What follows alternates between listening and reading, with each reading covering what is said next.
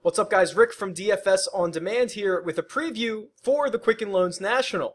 Now, this tournament's being played at TPC Potomac this year, and if you remember the last couple years, well, it's moved around a little bit, but it's mostly been at Congressional. This is Tiger Woods' event, so there's only I think it's only been around for like 10 or 12 years, something like that. And it's moved around a bit, but has kind of stayed in that Maryland area recently. So we don't have a ton of course history for TPC Potomac. It underwent a fairly sizable redesign a few years ago. Hasn't really been a ton of tour action of any kind there. So we don't have a lot to go on, but we can look at a couple of things. I will talk a little bit about course history. If you are not familiar with me, I'm probably not as big of a course history guy as others in the industry, but I am big on how players play in certain regions of the country, whether it be the South, whether it be California, Florida, Texas. They all have different style golf courses. TPC Potomac is in Maryland. It's about 10 miles away from Congressional, so we're probably getting similar type conditions. And also with where it's going to fall in the schedule, I think we can take something from that, right? So while we're not looking at exactly course history, we're looking at region history, we're looking at schedule history almost. So if I mention course history, that's kind of what I'm talking about. If you are new to this video series, you know that I do, amongst other things on this spreadsheet, which is available on dfsondemand.com, I do my key stats. I said it for the last couple weeks. I have a sheet where you're going to be able to choose your own stats. It's almost done. It's looking pretty good. Ran into a couple little things this week that I didn't get it out, but you're going to have it soon. So you'll be able to choose your stats. But here's what I chose for this week. And not having a ton of history to go on, not knowing how this course is really going to play, I played it pretty safe. Went a little plain Jane. So I just took strokes gained off the tee and approach. Okay, let's just knock those two out. Let's just take strokes gained. They're kind of all-encompassing stats. I'll take them off the top. Then I went with par 3s between 200 and 225 yards, and par 4s between 450 and 500 yards. So looking at the scorecard, a little bit of a spoiler, but looking at the scorecard, so here's what the scorecard's going to look like this year. And I kind of broke them down a little bit. So here are the par 3s between 200 and 250. And then here are the par 4s between 450 and 500. So between those two categories, we've covered half the holes. That's pretty significant. Some weeks we see where 8 or 10 holes fall within one category. That's kind of rare, but it happens. We have half the holes falling within two categories, and then not much else going on. There are a couple of long par 5s. There's only 2 par 5s, and it's a par 70. All right. And then finally, I went with DraftKings form. So this is over the course of the last 10 weeks. So some guys have played at most like 5 or 6 tournaments, but that is DraftKings points per round. Okay, so that's what we're going with. Let's go talk about some players. These top 3, the 3 guys who are priced over 10,000 and almost all of them priced over 11,000, I don't think we need to overthink this. Ricky Fowler pops up really well in my key stats. He's having a really great year despite, maybe being a little disappointing and not being able to close out some of these tournaments that he has led after 36 holes where he's been in contention. But he's been in contention a lot. He's the odds-on favorite to win this thing. He's going to cost you, but I don't think you need to overthink him. I'm plugging him into probably the vast majority of cash games. He's the guy. The next 2 to me are a little more GPP plays, but for different reasons. Patrick Reed is a guy who's starting to heat up. And we mentioned Brandt Snedeker last week as a guy who can heat up in a hurry, and you want to catch him on the upswing before he peaks and before he wins. And then, if things go bad, he can go south for a month or so. But we're trying to catch him on that upslope, or we're trying to catch him at the peak. And I think we're on that upslope right now. So T13 at the U.S. Open, really good showing at the Travelers. Shot a 66 on Sunday, and if you were watching this, even the whole weekend, the dude didn't make any putts. I swear he could have been 5 shots lower on the weekend if he drained a couple of putts. So I really like the way that Patrick Reed is playing. So I'll be using him quite a bit. And then Justin Thomas, I think, is just fine as well. You know, we said last week, hey, what is his ownership going to be? How is the industry going to deal with Justin Thomas? He was 30% owned. How is the industry now going to deal with a guy who was 30% owned and missed the cut? Normally that would be mass exodus. We're not going to play him, especially because, you know, there's other guys up here, Ricky Fowler, Patrick Reed, who are at least compelling options. And we're going to get down. There's some really good options down here in like the 8 and 9 range. So we'll talk about them. But I don't know. We'll see what the sentiment on Justin Thomas is throughout the week. I hope there is a mass exodus. You can see that JT is my number 3 ranked golfer. He is just really good across the board, right? So great off the tee. His approach is even better. You know, can't beat the recent form, 4th in DraftKings points during this last 10-week stretch. So really hard to just throw him away because he missed one cut. Now, these next couple guys are really compelling to me. You saw that Mark Leishman, if you didn't see, I'll go back. Mark Leishman is my number 2 ranked golfer and really solid across the board, no worse than 16th in any category. That's going to get you a pretty high score. But he's playing really well again. I was on him a lot last week at the Travelers. I had a decent bit of him at the U.S. Open, but you can see, you know, he's pumping out top 25s, you know, top 15. Basically, every time he tees it up, the dude can win. And that's what he did at the Arnold Palmer, which is a really tough field. Point blank, it's a tough field. And Mark Leishman, you know, probably going to benefit from a field that's not so difficult this week.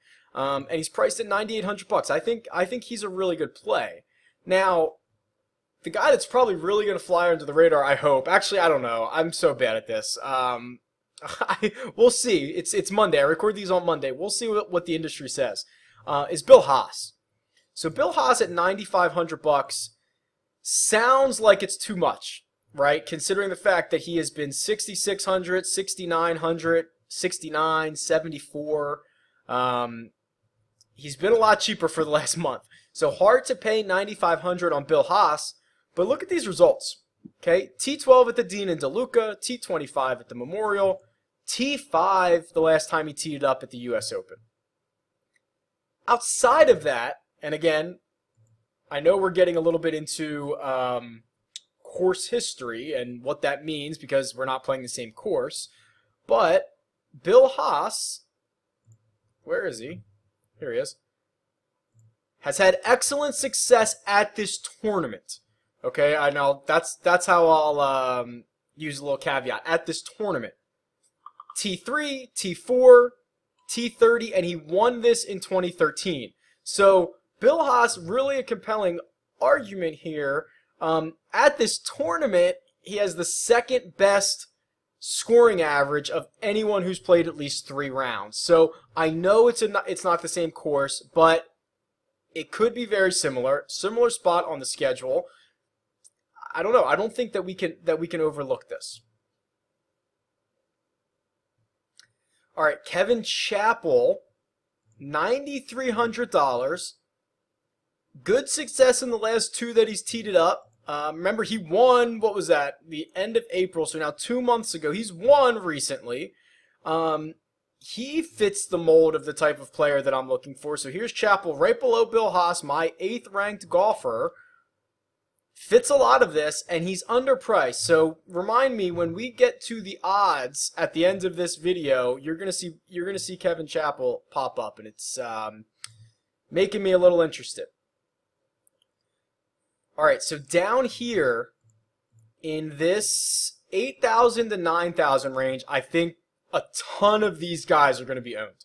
This is where I think like everyone's going to look. You're going to see these guys in a ton of different lineups. So I'm going to try to go quickly here because I could probably talk about each one of them. But be aware, I don't think you're getting, well, I'll talk about one guy I think you can get low ownership, but I don't think you're going to get a lot of these guys at low ownership. So, Brendan Steele, we've talked about him. He has been excellent, and he's great for DraftKings scoring. Keegan Bradley, for whatever reason, around the DFS industry, like you either love this guy or you hate him. If you had him last week, you loved him because he finished T8 at the Travelers.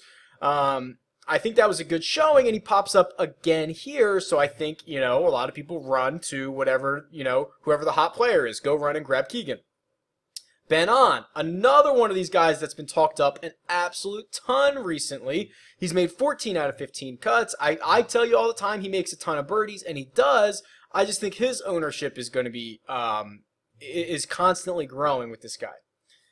Now here's the one. And here's the one when I looked at this, I was looking at it Saturday, I was looking at it Sunday, and I was like, damn, it's going to be really cool if we can be the only people on David Lingmerth. And I don't think it's going to happen, but here's what's to like about Lingmerth. Okay, first of all, just in the last month, he's finished no worse than a T26. We can go back a little further than that. He throws up another top 20 at the Wells Fargo. So he's been playing well, okay? Couple of top 15s in there. David Lingmerth, let me see if I can find this. How easily can I find this? Couple things about Lingmerth. He's not super highly ranked on my key stats, but that's mostly because he had a really poor start to the season, and he's played a lot better recently.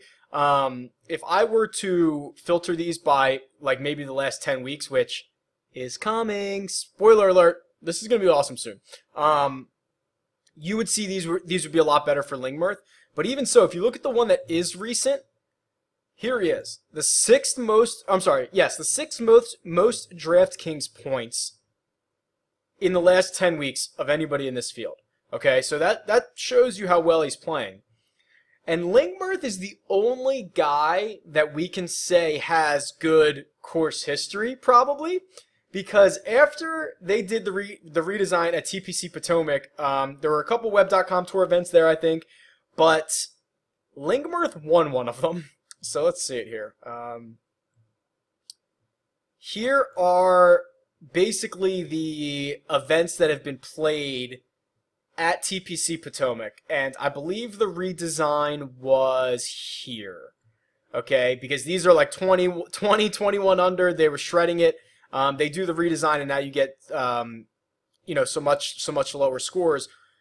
Well, Lingmerth won this thing in 2012 on the web.com, so you assume, he has the good vibes of a, past winner because he's won on this course before.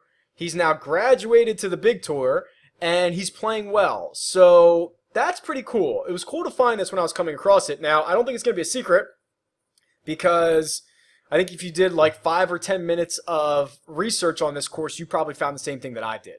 Now, whether you found it and realized that he's also playing pretty good golf right now, I don't know, but it's there. So, I'm fairly high on Lingmerth, but I don't think he's going to be a secret as much as I would like him to be. A guy that I do like right below him, though, because if everyone's on Lingmerth and everyone's in this range, it's Xander Schauffele, who is on a really good run right now. So this is what we look for out of these young guys, okay? A guy trying to keep his tour card and win enough money. Goes T5 at the U.S. Open, super impressive. Could have easily just given up at the Travelers and been happy with the paycheck, happy with the high finish, all that good stuff. T14 at the Travelers, finished well, shot a 67 on Sunday, bookends the week with a 66 and a 67. The dude's playing well. Young kid from San Diego trying to keep his tour card, and he's made 4 straight cuts. I'll take it, right? All right, I have to go kind of quickly here. This is getting pretty long talking about all this, but we've got Kyle Stanley at 7,600. Yeah, disappointing. T57 at the Travelers, just a really terrible Saturday, but closed with a 68. So I was pretty happy about that. Finished 1 under.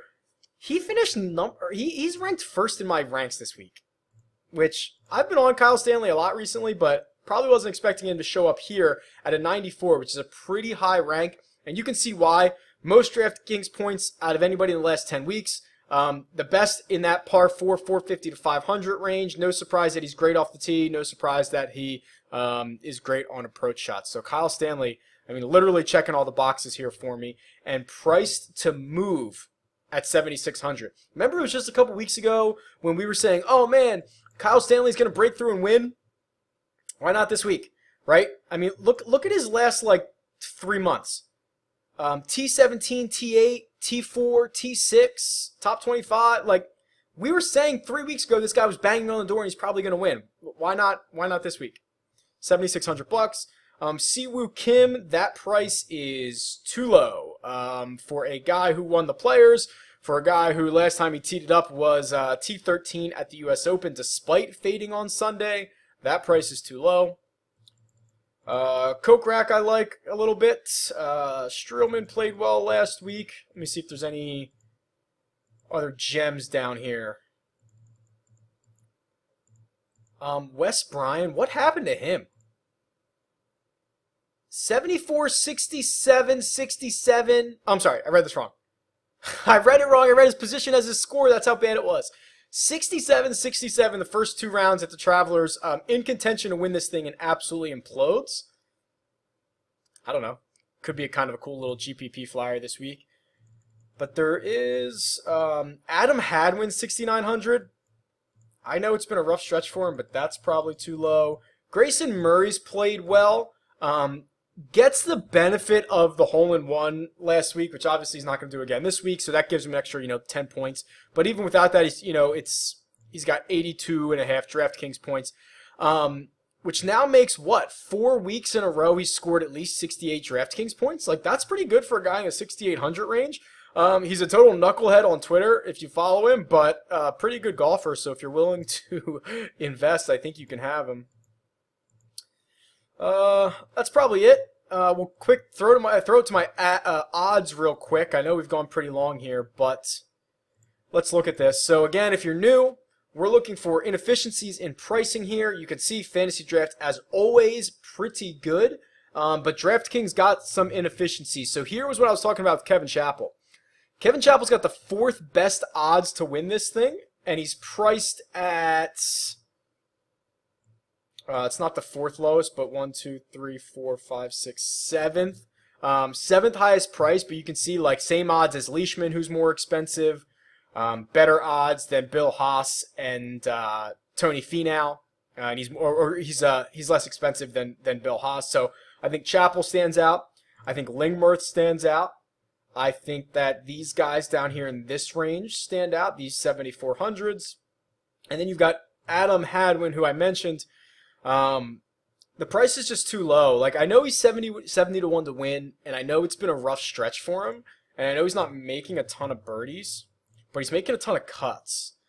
So it's 6,900 bucks. If he's gonna make you a cut, that's great. Yeah, you can see he's just not making a lot of birdies. He's making a ton of pars, which isn't great for this type of scoring, but he's consistent, and this is the lowest he's been in quite some time. I think it's probably worth some type of investment. Vegas, by virtue of these odds, Vegas is higher on him than, say, the DFS industry is right now. So it's worth noting. Okay, that was pretty long. Sorry, a lot to talk about. If you have any questions, tweet me. It's at DFS On Demand, or leave a comment below. Talk to you guys soon. See ya.